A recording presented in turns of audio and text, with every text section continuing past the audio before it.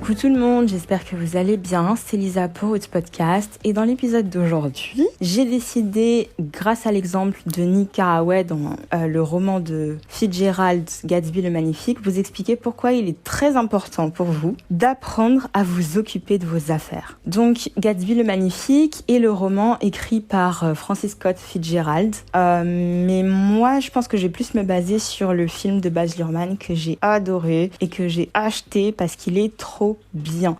Ce film est juste trop bien et je pense qu'il y a énormément de choses qui sont dites à l'intérieur de Gatsby. Et le film est beau, donc j'aime les belles choses, je l'ai acheté. Donc qui est Nick Carraway ? Nick Carraway est tout simplement le narrateur de l'histoire.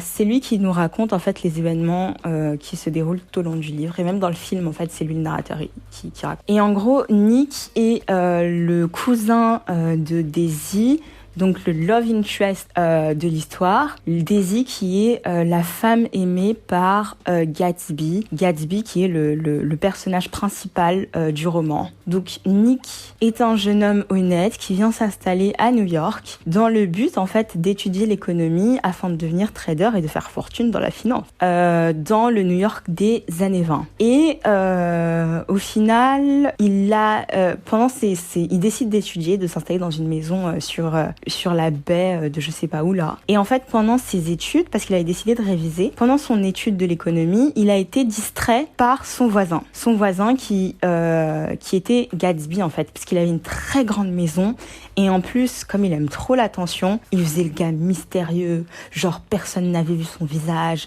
personne ne sait à quoi il ressemble, nanana. Mais tous les samedis, sans exception, Gatsby organisait des soirées somptueuses et énormes où tout New York se rassemblait. Donc, aux soirées de Gatsby, tu pouvais voir, il y avait littéralement tout le monde, toutes les classes sociales se mélangeaient, tu pouvais y trouver tout type de personnages, etc., qui venaient aux soirées de Gatsby. Et du coup, Nick était le seul à avoir reçu une invitation. Il va à la soirée de Gatsby, nanana. Il le rencontre. Gatsby lui raconte pourquoi, etc. Il voulait qu'ils se rencontrent, nanana, parce qu'en fait, il veut un entrevue avec sa cousine. Au final, grâce à Nick, Gatsby et Daisy se rencontrent et ils ont une liaison et ensuite, il va arriver plein de choses suite à cette liaison, en fait. Et les problèmes vont commencer pour Gatsby, pour Daisy, mais surtout pour Nick, hein. Enfin, pas vraiment. Moi, j'ai l'impression que Nick aussi, il a eu des problèmes parce que à la fin, attention spoiler, mais si vous connaissez pas la fin de Gatsby,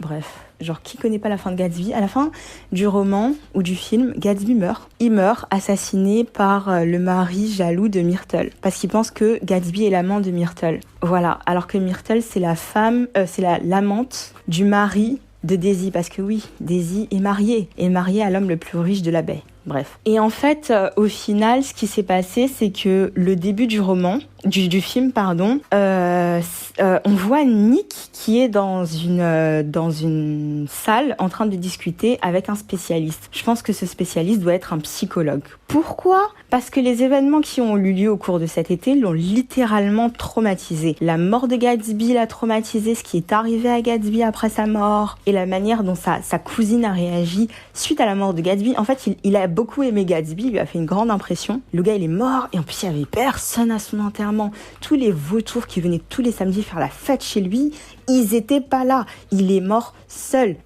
Et on lui a collé sur le dos, mais tous les pires crimes. Et ça lui a littéralement brisé le cœur parce que Nick Carraway est un jeune homme idéaliste. Il est idéaliste et il pensait, je pense que c'était le genre de personne à croire que les gens sont bons en fait. Il croit en la bonté de l'homme et en la bonté des gens qu'il rencontre. Tu vois, c'est le genre de personne, il rencontre quelqu'un automatiquement, il se dit pas, oh toi t'es une crapule. À moins que ça se voit, mais techniquement, si t'as l'air d'être gentil, vas-y, oh, c'est que tu dois l'être, tu vois. Et donc, Nick a été traumatisé, entre guillemets, il a dû voir un spécialiste. Et en fait, je crois le spécialiste lui a conseillé, parce qu'il n'arrivait pas à en parler, je crois, et il lui a conseillé d'écrire pour se libérer de ce qui le bloque. Et c'est comme ça que Nick s'est mis à écrire The Great Gatsby. Tout ça pour dire que notre cher Nick Carraway, notre cher jeune homme idéaliste aurait pu éviter tous ces traumatismes inutile si seulement il s'était occupé de ses affaires. Et si seulement il n'avait pas cherché à découvrir qui était Gatsby. Et si seulement il n'était pas rentré, il s'était pas autant impliqué dans la vie amoureuse de sa cousine et de celle de son nouveau pote. Vous voyez ce que je veux dire? S'il s'était concentré sur ses études de droit, de finance, et qu'il avait travaillé à son propre avancement personnel, etc.,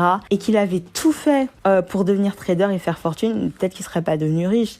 Mais au moins, il aurait évité un traumatisme causé par quelqu'un d'autre. Il aurait peut-être eu des traumas, mais ça aurait été les siens, genre. Bref. Donc voilà, en fait, l'une des premières choses, c'est que je pense qu'on devrait tous se servir de l'exemple de Nick pour comprendre que dans la vie, il faut s'occuper de ses propres affaires et pas rentrer dans la vie des autres, en fait, dans les problèmes des autres et être plus impliqué qu'eux-mêmes dans leurs propres problèmes. Parce que regardez, à la fin de la journée, Nick, il s'est hyper impliqué dans cette histoire qui ne le concernait absolument pas, ça ne le concernait pas, qu'il a même négligé sa relation, sa probable relation qu'il aurait pu avoir avec Jordan Baker. Jordan Baker avait des sentiments pour lui aussi, avait de l'intérêt pour lui aussi semblait avoir de l'intérêt pour Jordan, mais il était tellement dans les problèmes de Gatsby et de Daisy qu'au final, il a pas profité de son été avec une super meuf, quoi. Vous voyez ce que je veux dire?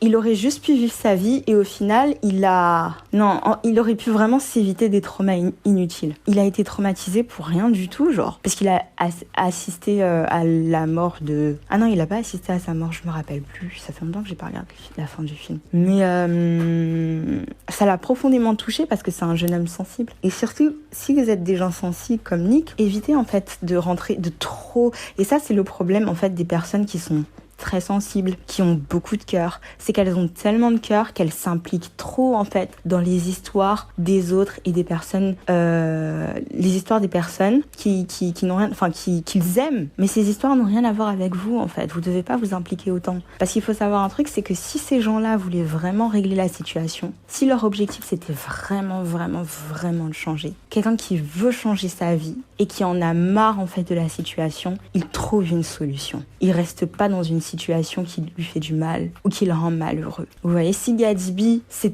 avait juste réalisé que Daisy lui attire des problèmes et en plus qu'elle est même pas capable de le choisir à la fin, comme un grand, s'il avait juste accepté la vérité comme un grand et qu'il l'avait laissé partir, tout ça, il y a beaucoup de choses qui seraient pas arrivées, tu vois. Et qu'à la fin de la journée, Nick s'est impliqué comme s'il voulait arranger les choses, mais mon chéri, tu peux rien faire. Mais il pouvait rien faire, mais il était trop impliqué.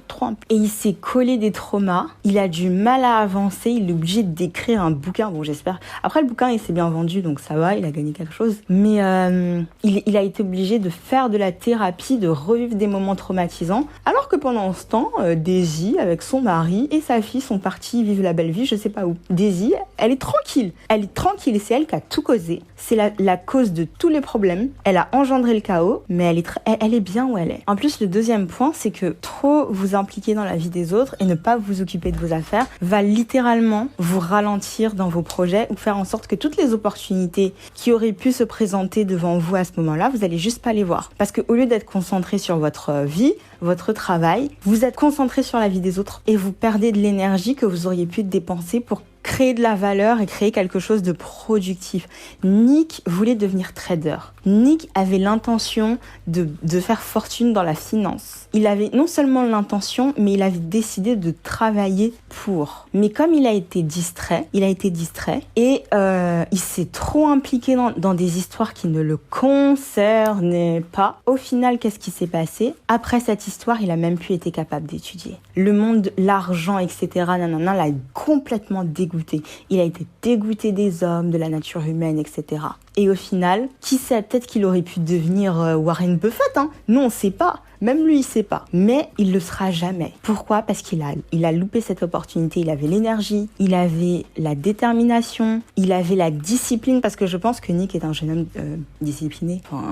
Bref. Il avait la discipline, il avait tout ce qu'il fallait pour s'y mettre, mais il a été distrait. Donc déjà, première chose, quand vous décidez de vous lancer dans un projet, soyez concentré sur votre tâche et sur votre objectif. Évitez d'être facilement distrait. Et on en revient au sujet principal de cet épisode. Comment on fait pour pas être distrait? On s'occupe de ses affaires. On s'occupe pas des affaires des autres. Ce que fait le voisin, ce que fait la voisine, c'est super, c'est très bien, mais ça vous concerne pas. C'est bien, c'est cool, c'est mal, on s'en fout. C'est pas vos affaires. Vous vous occupez de vos affaires, ok? Si vous voulez être curieux ou voir des histoires dysfonctionnelles, etc., faire des commérages ou analyser la vie des gens, regardez des films, regardez des séries, lisez des bouquins et analysez la vie des personnages fictifs. Ils ont été faits pour ça, pour qu'on discute justement. Voilà. Mais occupez-vous de vos affaires, concentrez-vous sur vos trucs et pas sur les autres parce que c'est une perte de temps et ce temps vous le récupérez jamais. Nick n'a jamais pu récupérer ce temps qu'il a perdu. Il a perdu un été. Il a perdu un été comme ça. Donc vraiment, c'est vraiment important ce que je dis. Et puis, le dernier point qui me semble très important dans toute cette histoire-là, c'est que les gens qui vous bousillent là, les gens en fait qui vous emmènent dans leurs histoires sombres, dans lesquelles vous plongez corps et âme parce que vous êtes bête, que vous les aimez trop et que vous savez pas mettre de boundaries, au final, ils finissent toujours par s'en sortir. Parce que contrairement à vous, ils sont pas aussi impliqués dans cette histoire. Daisy, elle était pas aussi impliquée sur le plan émotionnel que Nick et que Gatsby. Gatsby, il était trop impliqué. Mais comme c'est l'un des acteurs principaux de l'histoire, ça va. Mais Nick, pourquoi? Why? Daisy, pour elle, c'était juste une aventure. C'était fun, c'était marrant. Elle revivait des trucs, elle sentait des trucs de malade, etc. Elle était amoureuse de Gatsby, ouais, ok. Mais à la fin de la journée, elle a pas quitté son mari, en fait. Elle a pas quitté son mari, elle est retournée avec, elle est partie vivre la belle vie. Et ça lui, et du coup, Gatsby lui a permis de créer de beaux souvenirs. Qu'est-ce qui lui restera de beaux souvenirs d'un bel été? Elle a eu un amant, c'était l'homme le plus beau. Non. Au final, Gatsby, Nick, il est chez le psy. Et Gatsby, il est où? Il est plus là. C'est pour ça qu'il faut éviter les gens toxiques. On peut dériver la conversation et dire faut aussi éviter les gens toxiques. Parce que les gens toxiques, en fait, ils te bousillent et au final, eux, ça va. Ils t'ont bousillé, t'as besoin de thérapie, blablabla, t'as du mal à t'en remettre, blablabla. Et ensuite, tu finis par t'en remettre et tout. Et puis tu regardes, tu vois que ça va. Ils bousillent d'autres gens entre-temps, mais eux, ils pètent la forme, tranquille. Donc voilà, les gens toxiques, quand ils ont des histoires vraiment dégueulasses et toxiques, faut pas rentrer dedans. Surtout si vous êtes une personne hypersensible, une personne qui a beaucoup trop de cœur, etc. Faut fuir, ok? Même si ça fait de vous un lâche, c'est les lâches qui survivent. Donc voilà les amis, c'est tout ce que j'avais à vous dire sur le sujet. J'espère que ma pensée est claire et que vous avez apprécié l'épisode. Et si vous pensez que ça peut aider quelqu'un, n'hésitez pas à le partager. Dans le film de Baz Luhrmann, c'est Nick Carraway qui interprète... Tobey Maguire, ex-Spider-Man, qui interprète Nick Carraway. Et je trouve que c'est un très bon casting. Franchement, j'aime tout le casting de Baz Luhrmann. Elizabeth Debicki en Jordan Baker. Mais putain, pardon, j'ai flouté. Elle était parfaite. Elle était juste parfaite. Elle était incroyablement grande et féline et sensuelle et tout ce que tu veux. Gatsby en Leonardo DiCaprio, très bon choix, très très bon choix, parce que Gatsby est le soleil brille. Non, franchement, Léo DiCaprio, pour un scorpion, il brille beaucoup. Bref. Ensuite... Et notre belle et douce Carey Mulligan en Daisy Buchanan. Elle était juste trop belle et... Bon, après moi je trouve que Daisy elle a rien de spécial, parce que je suis une meuf déjà. Et aussi, je trouve qu'on a la sensation, en fait, les yeux, le regard que pose Gatsby sur Daisy la rend spéciale. Il l'aime tellement et il la trouve tellement spéciale. En fait, qu'on a la sensation que Daisy brille en fait, alors que Daisy ne brille littéralement pas. C'est une analyse que j'avais lue sur internet qui disait Gatsby est le soleil et il émane de la lumière et toutes les planètes tournent autour de lui. Et Daisy est l'une d'entre elles. Et en fait, comme le regard qu'il pose sur Daisy, il lui pose un espèce de rayon en direction de Daisy. Et du coup, quand Gatsby regarde Daisy, il lui transmet sa lumière et on a l'impression que la lumière qu'il lui transmet émane d'elle. Alors que non, en fait, c'est Gatsby le soleil. Et lui-même, il a pas compris ça. Lui-même, il a pas compris. Quand il voit la lumière quand il voit Daisy rayonner, il a la sensation que cette femme rayonne. Parce qu'elle rayonne alors qu'en réalité, c'est sa sa lumière à lui. C'est sa lumière à lui qui lui